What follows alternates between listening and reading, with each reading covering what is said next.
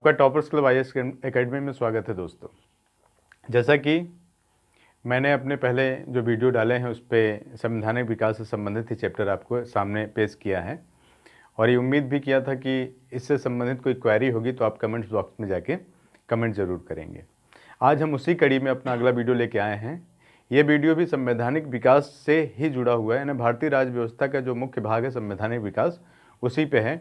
आज हम Pitt's India act 1784 पे चर्चा करेंगे और ये भी बहुत ही ज़्यादा महत्वपूर्ण है परीक्षा की दृष्टि से, चाहे वो किसी प्रकार की परीक्षा हो, चाहे UPSC हो, UPPSC हो, अनदर वनडे एग्ज़ाम हो, सब में इनसे प्रश्न पूछे जाते हैं।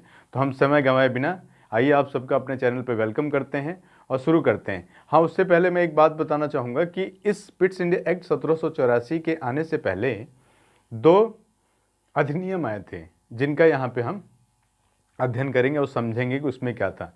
कहीं ना कहीं उस अधिनियम का प्रावधान हमें पिट्स इंडिया एक्ट पे दिखाई देता है, तो हम थोड़ा सा उस पर चर्चा करेंगे, उसके बाद पिट्स इंडिया एक्ट पे चर्चा करेंगे। तो आइए हम शुरू करते हैं।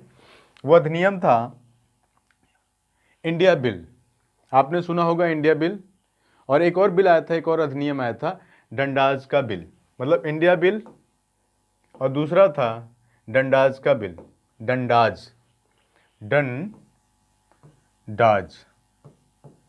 ये इंडिया बिल और डंडाज का बिल ब्रिटिश कानून में पास नहीं हो पाए थे।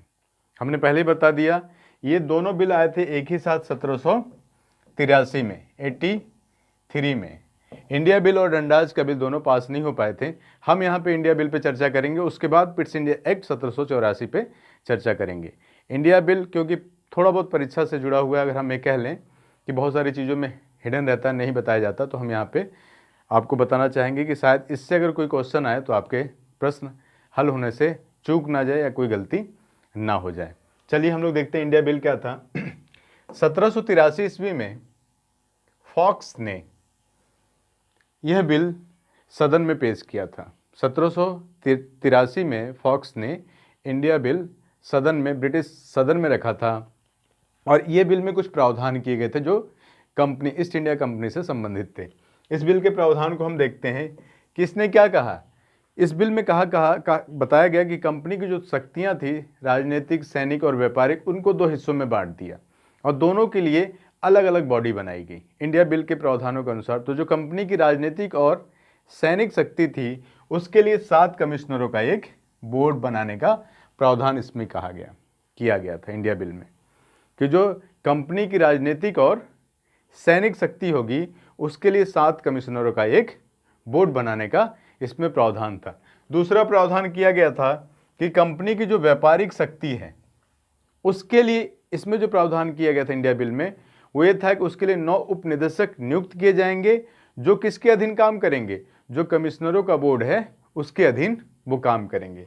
तो यहाँ पे 9 उपनिदेशक की नियुक्ति की बात की गई थी जिनके पास कंपनी की व्यापारिक शक्तियाँ होंगी या व्यापारिक शक्तियों का उपभोग वो 9 उपनिदेशक करेंगे जो कमिश्नरों के अधीन काम करेंगे। यह बिल हाउस ऑफ कॉमन्स में पास हो गया, क्योंकि ब्रिटेन में जो संसद है वहाँ पे उसको हम आदर्श संसद के नाम से जानते हैं और उसके 2 सदन हैं, एक है हाउस ऑफ कॉमन्स, कॉमन सभा, और दूसरा हाउस ऑफ लॉर्ड्स। लॉर्ड्स जो है हाउस ऑफ लॉर्ड, यानी लॉर्ड सभा जो है वहाँ का उच्च सदन है, हाउस ऑफ कॉमन्स वहाँ का निम्न सदन है, जैसे भारत में लोकसभा और राज्यसभा है। तो यह बिल हाउस ऑफ कॉमन्स में पास हो गया किंतु हाउस ऑफ लॉर्ड्स में पास नहीं हो पाया। यानी फॉक्स के द्वारा जो बिल, इंडिया बिल पेश किया गया था वो कॉमन सभा में पास हो गया किंतु लॉर्ड सभा में पास नहीं हो पाया। और फॉक्स और लॉर्ड नॉर्थ की जो मिलीजुली सरकार थी, ब्रिटिश सरकार, उसको त्यागपत्र देना पड़ा। दोस्तों, ये इंडिया बिल एक पहला ऐसा बिल था जो भारतीय समस्याओं पर लाया गया था और भारतीय समस्याओं पर लाए हुए बिल के पास ना होने के कारण इतिहास में पहली बार और अंतिम बार माना जाएगा कि ब्रिटिश सरकार को त्यागपत्र देना पड़ा था। इसलिए अगर कहीं कोई सवाल आता है, कोई पूछा जाता है कि किसने ये बिल पेश किया था, तो फॉक्स ने, और भारतीय मसलों पे पहली बार सरकार ब्रिटेन में गिरी थी या उसको त्यागपत्र देना पड़ा था, तो इंडिया बिल था। आइए हम लोग चर्चा करते हैं Pitt's India act. Pitt's India act 1784, इस एक्ट में भी बहुत बदलाव किए गए और इस एक्ट को हम मानते हैं कि कहीं ना कहीं जो इंडिया बिल आया था 1783 उसके कुछ प्रोविजंस इसमें लिए गए थे। आइए हम देखते हैं, लेकिन इस एक्ट में, इस पिट्स इंडिया एक्ट में जो इसका मेन स्पंजस है, जो इसका मेन शीर्षक है, इसमें ये कहा गया था कि जो ब्रिटिश आधिपत्य के क्षेत्र हैं वो ताज के आधिपत्य में माने जाएंगे। मतलब ये ऐसा अधिनियम था, ये ऐसा दस्तावेज था वैधानिक, यानी कि पहला लिखित वैधानिक दस्तावेज जिसको हम मानते हैं, पिट्स इंडिया एक्ट को पहला लिखित वैधानिक दस्तावेज मानते हैं। इसमें ये स्पष्ट कहा गया था कि जितना राज्य क्षेत्र कंपनी के कंट्रोल में है, कंपनी का स्वामित्व जितने राज्य क्षेत्रों पे है, वो अब सीधे ब्रिटिश ताज के स्वामित्व के अधीन माने जाएंगे। और पिट्स इंडिया एक्ट का जो मेन शीर्षक था, जिस शीर्षक पे आया था, उसमें था कि भारत में ब्रिटिश अधिकाराधीन क्षेत्र। मतलब पिट्स इंडिया एक्ट का जो शीर्षक था, उस शीर्षक का नाम था भारत में ब्रिटिश अधिकाराधीन क्षेत्र। मतलब ब्रिटिश कंपनी के अधिकार में जितने भी क्षेत्र हैं वो सब किसके, ब्रिटिश ताज के स्वामित्व के अधीन मानने का, बताने का, कहने का ये पहला वैधानिक दस्तावेज था। आइए हम इसके प्रावधानों को देखते हैं। इसमें 6 कमिश्नरों का एक बोर्ड बनाने की बात की गई। हमने इंडिया बिल में देखा था, उसमें 7 कमिश्नर थे, इसमें 6 कमिश्नरों का बोर्ड गठन करने की बात की गई थी, जिसे नाम दिया गया बोर्ड ऑफ कंट्रोल। यानी पहली बार बोर्ड ऑफ कंट्रोल यानी नियंत्रक मंडल का अगर कहीं व्यवस्था की गई थी तो पिट्स इंडिया एक्ट के तहत, प्रावधानों के तहत की गई थी, जो 6 कमिश्नरों से मिलकर बना था।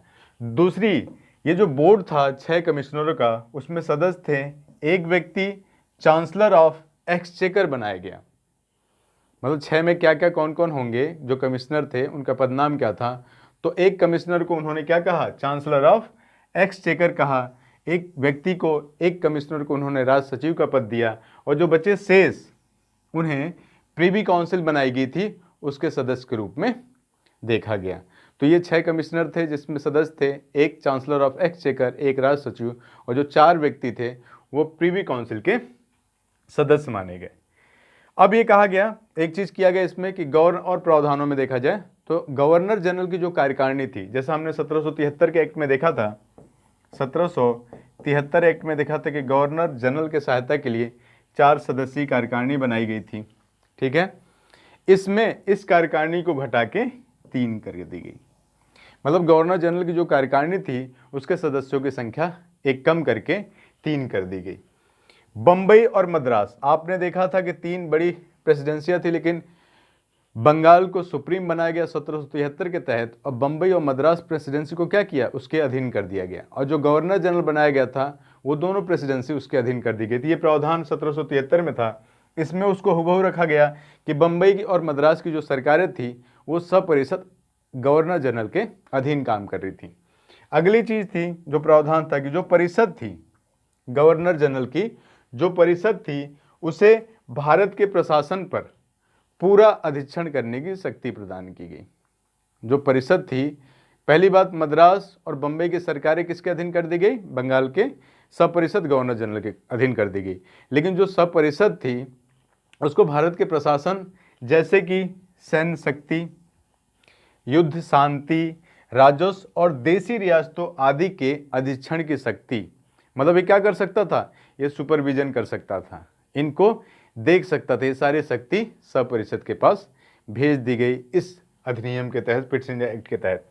इस एक्ट में घोषणा किया गया, इस एक्ट में पहली बार, इस एक्ट में, ये पिट्स इंडिया एक्ट में एक शीर्षक था और पिट्स इंडिया एक्ट में ही लास्ट में डिक्लेरेशन था। इससे पहले वाले एक्ट में कभी हमने देखा नहीं, लेकिन इसमें था, इसलिए इसको ध्यान से समझिएगा, ये बहुत ही उपयोगी है। कहीं कहीं मिस हो जाता है पढ़ने से, और हो सकता है इससे प्रश्न बन जाए। तो इसमें जो घोषणा की गई थी वो की गई थी कि भारत में राज्य विस्तार और विजय की नीति, भारत में राज्य विस्तार और विजय की जो नीति है वो इंग्लैंड की इच्छा के विरुद्ध माना जाएगा। मतलब ये एक्ट जो हमने कहा कि पहला वैधानिक दस्तावेज था, जिसमें ये बात किया गया कि जो ब्रिटिश कंपनी का जो स्वामित्व है वो ताज के स्वामित्व के अधीन बताने का जो पहला वैधानिक दस्तावेज था, उसकी घोषणा से दिखाई दे रहा है। हम अब आते हैं कि जो बोर्ड बनाया गया था, बोर्ड ऑफ कंट्रोल का जो गठन किया गया था, उसकी शक्तियां क्या थी। तो बोर्ड ऑफ कंट्रोल की शक्तियों में शामिल था सैनिक, असैनिक और राजस्व। जैसे आपने इंडिया बिल में देखा कि वो शक्तियों को दो भागों में बांट दिया गया था। राजनीतिक और सैनिक शक्तियों के लिए कमिश्नरों का बोर्ड बनाया गया था और व्यापारी के लिए उपनिदेशक। लेकिन इसमें बोर्ड ऑफ कंट्रोल के पास ये तीनों ही व्यवस्थाओं के समस्त मामले बोर्ड ऑफ कंट्रोल के नियंत्रण में कर दिए गए। मतलब कंपनी का जो अधिकार क्षेत्र था वो किसके पास चला गया? बोर्ड ऑफ कंट्रोल के पास चला गया। इस समय कंपनी के पास जो काम रह गए थे वो कहीं ना कहीं उसके देख रहे, जो पहले कहता है कि कंपनी क्या है, एक ऑटोनोमस बॉडी के रूप में उसमें काम करेगी, तो कहा जाए कि बोर्ड ऑफ कंट्रोल की शक्तियों में शामिल था सैनिक, असैनिक और राजस्व संबंधित सभी मामले बोर्ड ऑफ कंट्रोल के नियंत्रण में कर दिए गए। जो व्यापारिक कंपनी के जो व्यापारिक क्रियाकलाप थे वो किसके पास चले गए? निदेशक मंडल के पास भेज दिए गए। गवर्नर जनरल को किसी भी भारतीय नरेश के साथ संघर्ष और किसी भी भारतीय को सहायता देने के लिए बोर्ड ऑफ कंट्रोल की अनुमति लेना आवश्यक कर दिया गया। देखिए, बोर्ड ऑफ कंट्रोल को कहीं ना कहीं सुपरमेसी दे दी गई। पहली तो उसकी शक्तियों में जो कंपनी के पास शक्तियां थी, व्यापारिक, सैनिक और राजस्व संबंधित जो शक्तियां थी वो पहुंच गई किसके पास? बोर्ड ऑफ कंट्रोल के पास चली गई। और जो व्यापारिक क्रियाकलाप थे वो निदेशक मंडल के पास रहने दिए गए, बने रहने दिए गए।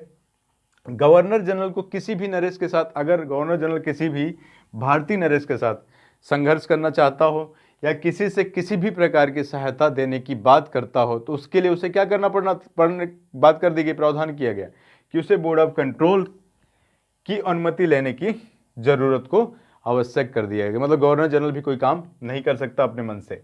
आइए हम देखते हैं कि इसके कुछ अन्य बिंदु, जो मुख्य बिंदु थे वो क्या थे। बोर्ड ऑफ कंट्रोल के बिंदु क्या थे, बोर्ड ऑफ कंट्रोल का मेंबर कौन था या किस प्रकार का उसका चेयरमैन कौन होता था, उससे संबंधित कुछ हम बिंदु यहाँ पे लेके आए हैं।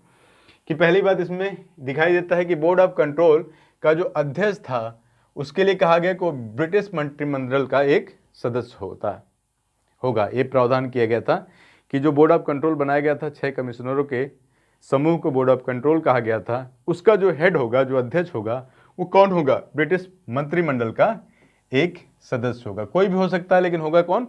ब्रिटिश मंत्रिमंडल का ही सदस्य होगा।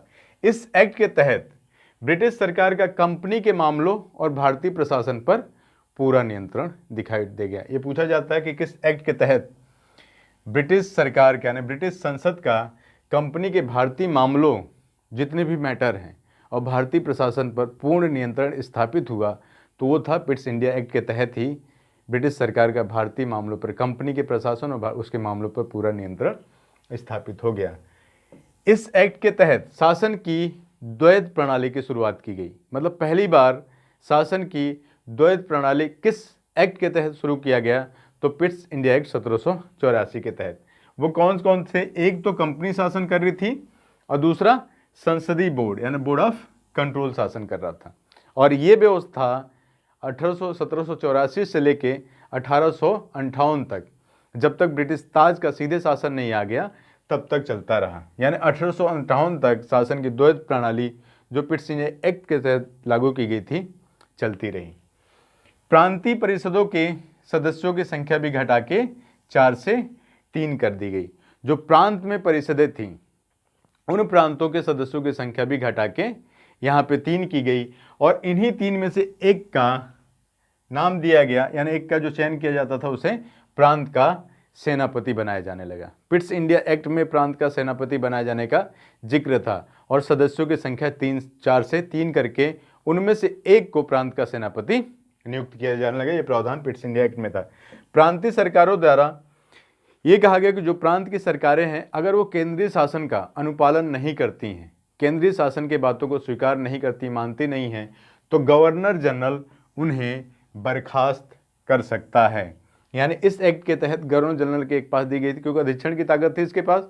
तो प्रांतीय सरकारें अगर केंद्रीय शासन का अनुपालन नहीं करती हैं तो गवर्नर जनरल उन सरकारों को बर्खास्त कर सकता था। यानी प्रांतीय सरकारों को बर्खास्त करने का अधिकार गवर्नर जनरल को दिया गया, ठीक है। और इस एक्ट के तहत उन्हें बर्खास्त करने की बात को स्वीकार की गई कि अगर वो केंद्र के शासन की बात नहीं मानती तो उन्हें हटाया जा सकता है।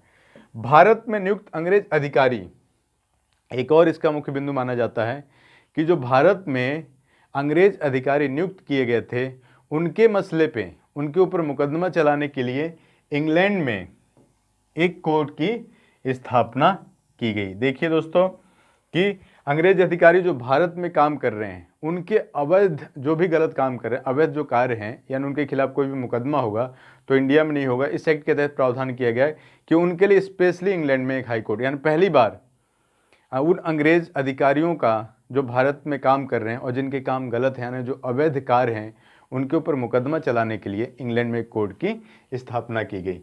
एक और प्रावधान जो सबसे अच्छा है और माना जाता है, पूछा जाता है कि कंपनी के कर्मचारियों को उपहार लेने पर प्रतिबंध लगा दिया गया। पिट्स इंडिया एक्ट के तहत ही कंपनी के कर्मचारियों के उपहार लेने पर प्रतिबंध लगाया गया, वो इसमें प्रावधान किया गया था।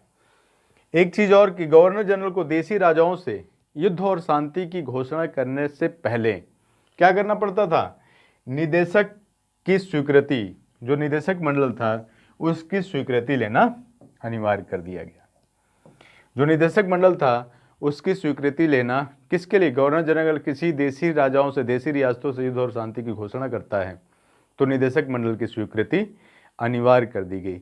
ये सारे प्रावधान, ये सारे अधिकार पिट्स इंडिया एक्ट के तहत किए गए थे। हमें पता है कि ये थोड़ा सा टिपिकल सेक्शन है, लेकिन उम्मीद है कि इसको ज़्यादा से ज़्यादा आसान करके आपके सामने लाने का प्रयास करेंगे। आपसे उम्मीद है कि आप मेरे चैनल को लाइक करें, सब्सक्राइब करें और शेयर भी करें, और जहाँ कोई कमेंट हो, अगर उचित आप कमेंट देंगे तो अगले काम करने में, अगला वीडियो आपके सामने लाने में मुझे आसानी होगी। उम्मीद करते हैं आप सभी इसको पसंद करेंगे। आज के लिए इतना ही, धन्यवाद।